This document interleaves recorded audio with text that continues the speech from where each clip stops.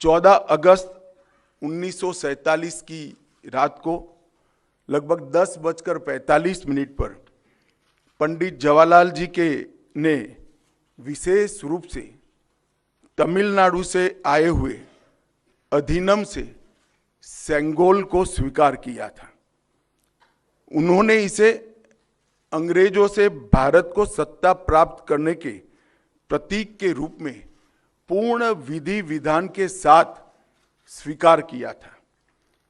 पंडित नेहरू ने 14 अगस्त की रात को अपने निवास पर कई नेताओं की उपस्थिति में सेंगोल स्वीकार कर सत्ता के हस्तांतरण की प्रक्रिया को एक प्रकार से पूरा किया था, जिनमें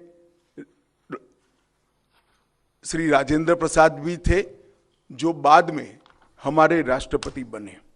ये घटना क्यों और कैसे हुई, हम सब जानते हैं कि सन 47 में भारत को आज़ादी देने का जब निर्णय हुआ, तब लॉर्ड माउंटबेटन को ये प्रक्रिया को निर्विघ्न समाप्त करने के लिए भारत के वाइसरॉय बनाकर भेजा गया। जब ये प्रक्रिया करने का समय आया, तब लॉर्ड माउंटबेटन क्योंकि इंग्लैंड से आते थे, इनको हमारी सांस्कृतिक और पारंपरिक व्यवस्थाओं की जानकारी नहीं थी। उन्होंने पंडित जवाहरलाल नेहरू जी को ये प्रश्न किया कि ब्रिटिश से भारतीयों के हाथ में सत्ता का हस्तांतरण के प्रतीक के रूप में कौन सा विशिष्ट परंपरागत समारोह का आयोजन किया जाना चाहिए। पंडित जी भी कंफ्यूज थे। उन्होंने थोड़ा समय मांगा और कहा कि मैं साथियों से चर्चा कर आपको इसके बारे में जानकारी दूंगा। पंडित जवाहरलाल नेहरू जी ने चर्चा करने के लिए अपनी पसंदगी बहुत अनुभवी स्वतंत्रता सेनानी, दार्शनिक, भारतीय परंपराओं के जानकार, इतिहास के मर्मज्ञ ऐसे विद्वान सी राजगोपालाचारी पर नियुक्त की, जिनको हम राजा जी के नाम से जानते हैं। उन्होंने ये बात को राजा जी के सामने रखा। राजा जी ने अनेक पुराने ग्रंथों का अभ्यास कर, अनेक प्रक्रियाओं को स्टडी कर साम्राज्यों के समय में सत्ता के हस्तांतरण की प्रक्रिया का एक सटीक इतिहास रेखांकित कर इस सेंगोल की प्रक्रिया को चिन्हित किया और पंडित नेहरू को बताया कि हमारे यहाँ हमारी परंपरा में इस सेंगोल के माध्यम से सत्ता के हस्तांतरण की प्रक्रिया को अधिकृत किया गया है। और इस प्रकार ये प्रक्रिया तय हुई और पंडित नेहरू ने पवित्र सेंगोल को तमिलनाडु के अधिनम से स्वीकार कर अंग्रेजों से भारतीयों के हाथ में सत्ता के हस्तांतरण को आकार दिया। वही क्षण था जब पंडित नेहरू ने सेंगोल को स्वीकार किया, जब हम जिसको स्वतंत्रता कहते हैं, इसका सटीक क्षण था। इस अनुष्ठान का उद्देश्य इस तथ्य का स्वीकारीकरण है कि भारत में विदेशी शासन भारत के लोगों के पास एक ऐसी आध्यात्मिक प्रक्रिया से आई जो प्राचीन और भारत की सुदृढ़ परंपरा है। पंडित नेहरू ने इस अनुष्ठान के संपादन के लिए दक्षिण के मठाधिपति को स्वीकार कर आगे चले, जिससे पता चलता है कि उनका उद्देश्य भारत की भावात्मक एकता और आध्यात्मिक एकीकरण का था।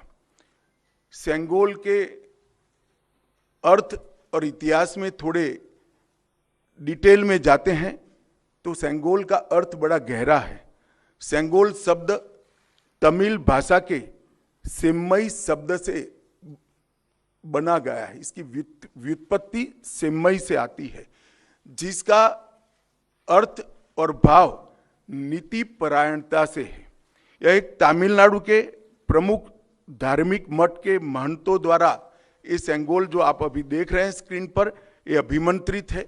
गंगा जल से उसको पवित्र किया गया है। इस पर पवित्र नंदी अपना अटल दृष्टि और स्थिरता के साथ विराजमान है। और ये जो सेंगोल है वो चोला साम्राज्य के समय से, मतलब 8वीं शताब्दी से चली आ रही हमारी अपनी भारतीय सभ्यतागत प्रथा का एक अनुसरण करने के लिए ये प्रथा को बना दिया गया था।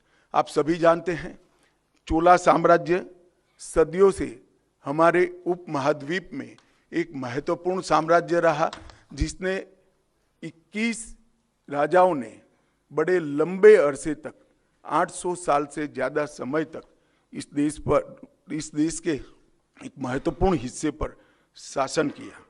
सबसे महत्वपूर्ण बात यह है कि सेंगोल जिसको प्राप्त होता है, इसके पास से न्यायपूर्ण और निष्पक्ष शासन की अपेक्षा रखी जाती है।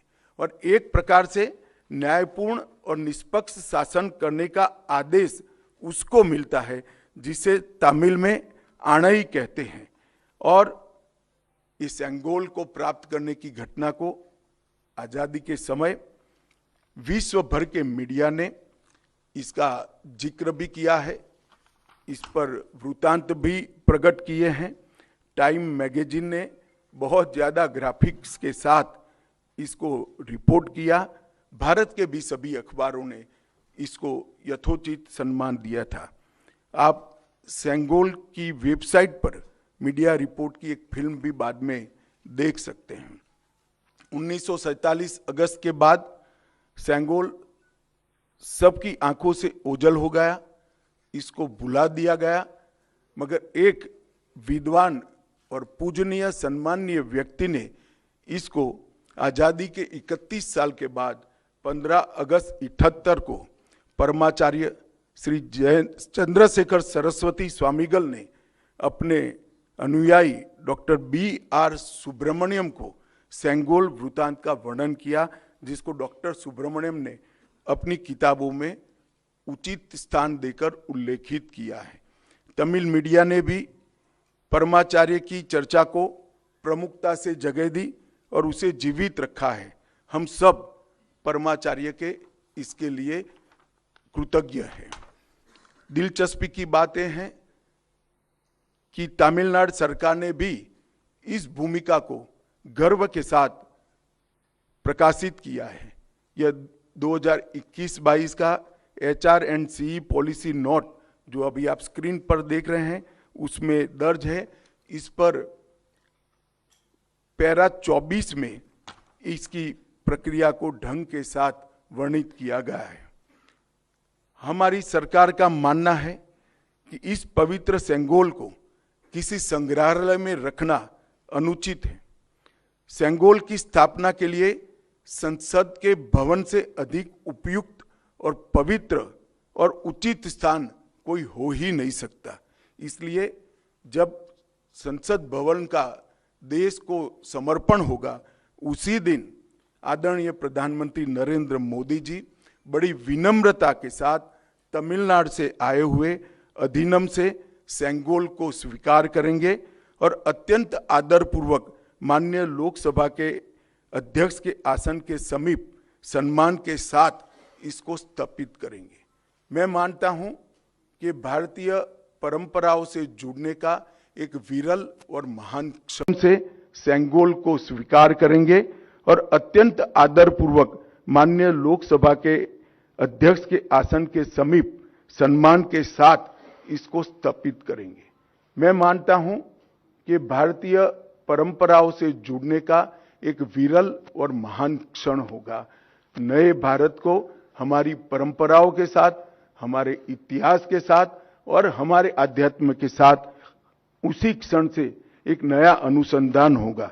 सेंगोल की स्थापना 1947 की भावनाओं को फिर से एक बार अविस्मरणीय बनाएगी। यह सेंगोल जो है असीम आशाएं, अनंत संभावनाएं और एक मजबूत, स्वतंत्र और समृद्ध राष्ट्र के निर्माण का संकल्प है। यह अमृत काल का प्रतिबिंब होगा जो भारत को अपने विश्व में यथोचित स्थान ग्रहण के लिए गौरवशाली क्षण का साक्षी बनेगा। यह ऐतिहासिक योजना अधिनियम के अध्यक्षों से विचार विमर्श कर बनाई गई है।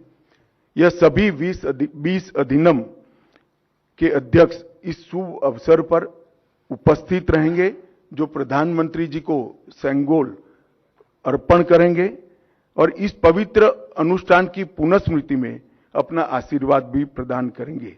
इसके लिए मैं उनके प्रति आभार व्यक्त करता हूं।